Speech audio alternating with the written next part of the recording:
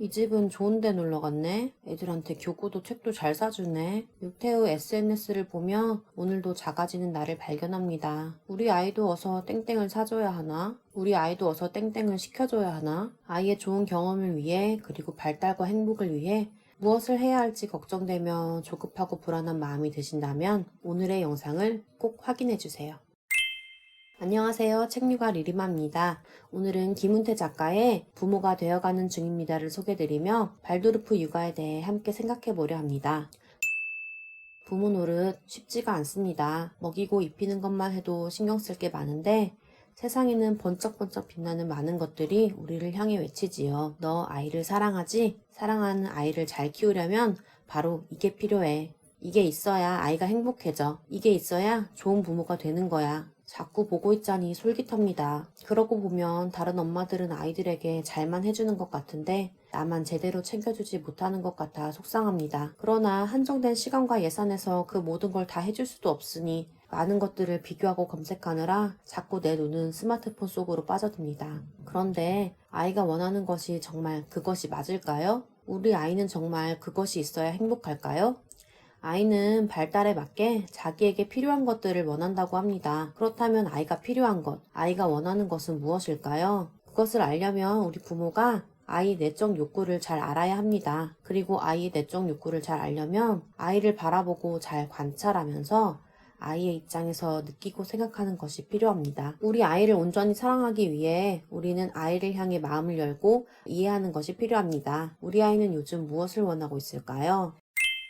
발도르프 교육 철학에 따르면 아이는 천상의 세계에서 우리 부모를 선택해서 오는 고귀한 존재라고 합니다. 잉태의 순간부터 천사들이 보호해준다고 하니 참 아름답지요? 아이들은 저마다 삶의 과제를 지니고 있다고 하는데요. 이렇게 순결하고 선하며 유일무이하고 특별한 우리 아이는 도대체 어떤 과제를 가지고 우리를 만나러 온 것인지 궁금한 마음이 듭니다. 가끔 육아가 참 힘듭니다. 매일매일의 일상은 정신이 없고요. 자꾸 실수하거나 고집을 부리는 아이를 볼 때면 참 답답하고 화가 납니다. 또 어떤 날은 잘 참다가 한 번씩 아이를 향해 폭발한 나를 보며 부끄러운 마음에 한없이 작아지기도 합니다. 그런데 아이에게 화를 내는 것은 아이 때문에 화가 나는 것과 별개의 문제라고 합니다. 그리고 아이 때문에 화가 나는 것도 사실은 아이 때문이 아니라 나의 욕구 때문이라고 하지요. 아이에게 기대하는 게 하나도 없다면 아이가 무얼 해도 화가 나지 않으니까요. 그러고 보면 아이에게 무언가를 참 많이 기대합니다. 다른 아이는 벌써 땡땡을 할 수 있다던데 너도 이맘때는 땡땡을 잘해야지 하면서 아이를 재촉하기도 하지요. 아이들은 저마다 삶의 주인이며 자신만의 빛깔과 때를 가진다. 아이들은 모두 각자의 속도를 지녔다지요. 봄에 피는 꽃도 있고 겨울에 피는 꽃도 있는 것처럼요. 그런데 그 속도와 색깔도 모르고 그동안 제가 우리 아이를 다른 아이와 비교하느라 그리고 나 자신을 다른 엄마와 비교하느라 아등바등 조급해하고 불안해했던 것입니다. 제가 할 일은 그저 아이를 온전히 사랑해주며 아이의 과제와 때를 기다리면 되는 것인데 말입니다. 그러고 보면 아이를 키우는 게 정말 힘들다고 느껴질 때가 있습니다.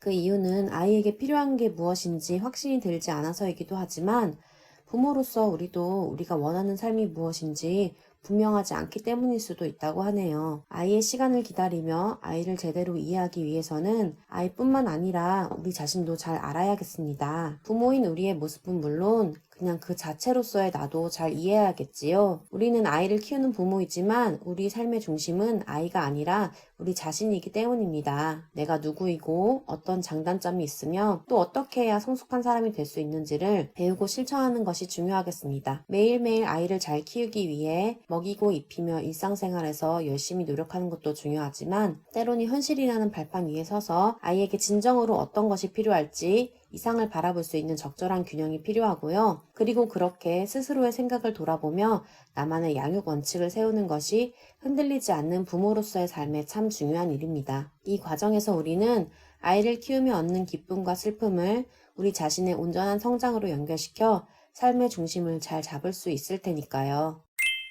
사실 저도 매일 SNS와 맘카페를 보며 불안하고 조급해했습니다. 혹시나 우리만 뒤처지진 않을까 종종거리고 있었지요. 그런데 우연히 이 책을 만나며 육아에 대해 새로운 마음을 세울 수 있게 되었습니다. 나를 만나러 세상에 온 이 소중한 아이를 있는 그대로 바라보는 것이 중요하다는 것을 깨달았고, 아이가 엄마인 나에게 진심으로 바라는 것이 무엇인지 생각해 볼 수 있게 되었거든요. 책에서는 말합니다. 다른 사람과의 비교를 멈추고 완벽주의적 강박을 내려놓는다면 진실에 대한 감각이 키워지고 그때 비로소 삶의 균형이 잡힌다고 말이에요. 그리고 그것은 내가 좀 더 나다워지며 자유로워지는 과정이라고 말입니다. 우리 아이는 우리 아이만의 속도와 색깔로 잘 자라나고 나도 더 좋은 부모가 그리고 내가 되어가려 노력하고 있습니다.